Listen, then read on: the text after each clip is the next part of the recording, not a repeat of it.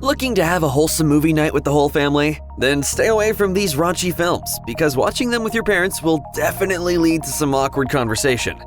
The iconic interrogation scene from Basic Instinct is just one example of why it's best to skip including your parents in your next viewing. Director Paul Verhoeven's crime thriller stars Michael Douglas and Sharon Stone as homicide detective Nick Curran and novelist Catherine Trammell, the two of whom meet when the former is called to investigate the murder of the latter's boyfriend. Naturally, it's not too long before the two hook up and the investigation gets all kinds of messy. At the time of its release, critics who reviewed Basic Instinct noted its excessive violence and misogyny. However, it was still a smash hit with audiences in March of 1992 and went on to gross $352 million worldwide. The movie is gratuitous, to put it politely, and while the lead pairing's chemistry is electric, it's certainly not rated PG-13. Unfortunately, the film seems much less titillating in hindsight. Sharon Stone wrote in her memoir that she was tricked into performing the notorious interrogation scene, frontal nudity included. Viewers be warned, Basic Instinct is an artifact from a different time. Boogie Nights brought together an eclectic mix of Hollywood veterans and up-and-comers, including Mark Wahlberg, Burt Reynolds, Philip Seymour Hoffman, Julianne Moore, John C. Reilly, Heather Graham, William H. Macy, and Don Cheadle. It also marked the arrival of Paul Thomas Anderson as a capital S serious director at just 27 years old. The movie tracks the rise and fall of porn actor Dirk Diggler throughout the 1970s and 80s, from the glory days of adult film to the grimy rise of videotape. From its iconic nearly 3-minute opening tracking shot to its unforgettable final scene, Boogie Nights is always engaging. By the end of its runtime, plenty of audience members will be surprised at how much they've grown to care about a ragtag crew of pornographers. It's a must-watch for film fans, but that said, it's also a must-watch without parents film. Anderson wisely plays the ins and outs of 70s adult filmmaking straight. The characters are frank about their jobs, and the movie's blunt approach to exploitative content prevents it from becoming overly exploitative itself. It may not be totally gross, but it's definitely not fun for the whole family either. We're going to make film history, not here on videotape. Over 20 years after the release of Boogie Nights, director Ninja Thyberg took her own no-frills look at the adult industry of the 21st century with her film Pleasure. Sophia Kappel plays aspiring porn star Bella Cherry, but instead of focusing on the drama between its characters, Pleasure takes a more clinical approach to the process of adult filmmaking. If it's not already abundantly obvious, this one's not for mixed company. Thyberg leaves no industry stone unturned and focuses on the details of what goes on behind closed doors. Pleasure answers any questions viewers might have had about exactly how these movies are made, and it makes it clear that the biggest concern is consent. By spending so much time exploring the infrastructure behind the movies, Thyberg reveals the ways in which the industry still fails to protect its actresses from harm. Some of these scenes are overwhelming and shocking, but Pleasure isn't meant to shock for shock's sake. It's a measured evaluation of a deeply taboo subject, and it earned its director the Cannes Film Festival's Women in Motion Young Talent Award. Director Steven Soderbergh's male-stripping opus Magic Mike was an enormous hit when it first arrived in theaters, grossing over $167 million on a $7 million budget. The movie turned Channing Tatum into the newest American sex symbol just months after 21 Jump Street made him a comedic leading man. Mug Lane is a scrappy dancer with big dreams who makes a living by performing at a Tampa club, but things go sideways after he recruits a rookie male stripper as his protege. We won't spoil exactly what happens, but rest assured that it involves plenty of R-rated exotic dancing. Magic Mike could have simply been a fun romp, but Soderbergh and company blend good times with the harsh realities facing performers in the industry. The end result is a well-made character study dressed up with impressive choreography and G-strings. Come for the dancing and stay for the characters, but leave your parents out of it, unless you never want to look at your mother the same way again. I was hoping this was all a joke. While the 1999 teen sex comedy American Pie has certainly not aged well, the infamous send-up of high school anxiety still has its fair share of laughs. The plot centers around a group of high school friends who vow to lose their virginity by prom. And since this is a teen comedy from the turn of the millennium, hilarity and hijinks ensue. American Pie was a hit upon its initial release and grossed $18.7 million during its opening weekend alone. It even went on to spawn 3 sequels and a 5-movie spin-off series. While every generation of teens gets their definitive immature comedy, American Pie stands apart from its counterparts by balancing character relations with physical ones. Movie critic Roger Ebert specifically pointed out, "It's not mean, its characters are sort of sweet and lovable." That said, nothing about American Pie is family-friendly. Dialogue between the gawkish Jim and his even more awkward father will make any child or parent who's ever given or received the talk recoil in secondhand embarrassment. Fans should take note, this generational comedy is best watched with other members of their generation.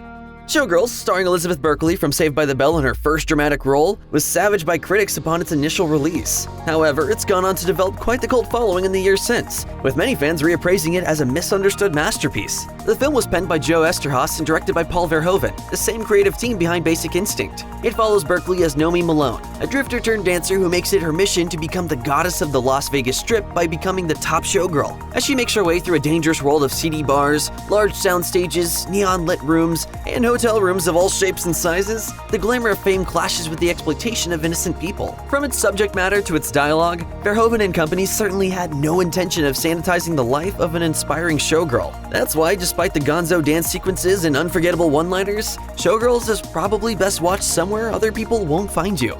Dancing in. Right?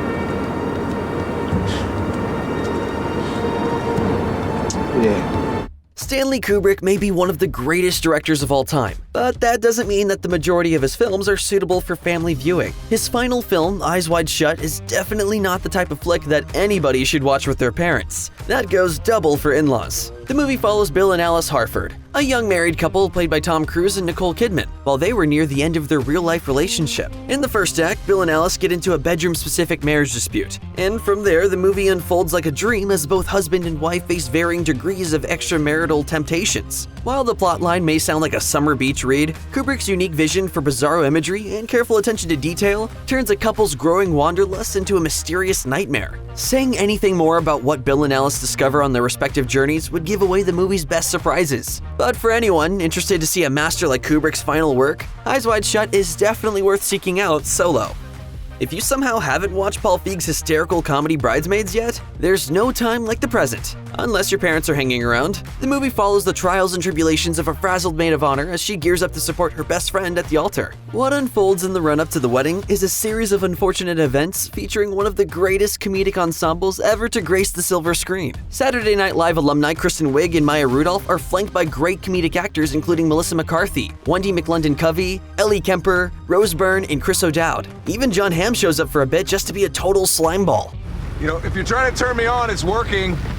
Bridesmaids released the weekend after Mother's Day in 2011, just barely sparing people everywhere from having to sit with their moms through a gross food poisoning scene and a cringy sexual encounter. If your mother is a fan of Kristen Wiig or Melissa McCarthy, there's a good chance she'll get a kick out of Bridesmaids. But even then, sitting on the couch with her will probably be pretty awkward in the moment.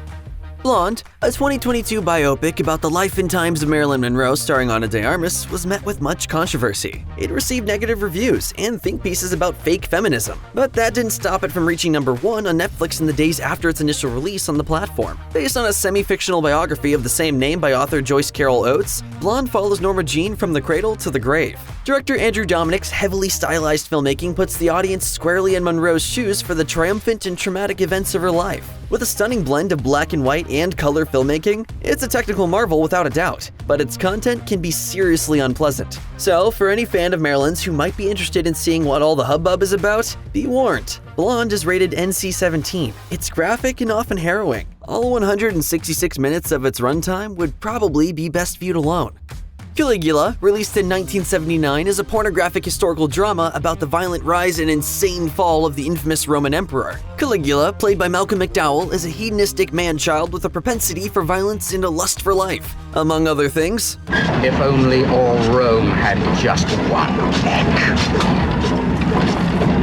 the concept of sexually explicit media involving a crazed ruler won't seem terribly novel to fans of Game of Thrones, but Caligula goes above and beyond with its pornographic content. The film was produced by Bob Guccione, the founder of Penthouse, and after initial filming on the project wrapped, Guccione went back and filmed additional orgy scenes with Penthouse pets. Any movie made by Penthouse is probably a no-go on family movie night, but for cult movie fans, Caligula is worth checking out. Like many cult films, it was thrashed by its contemporary critics. Critics Roger Ebert and Gene Siskel even put it in a Worst of the Year episode of their movie review show in 1980. Regardless, the movie's enormous scale, manic performances, and adult content have made it a curiosity for movie fans everywhere. Watch at your own risk.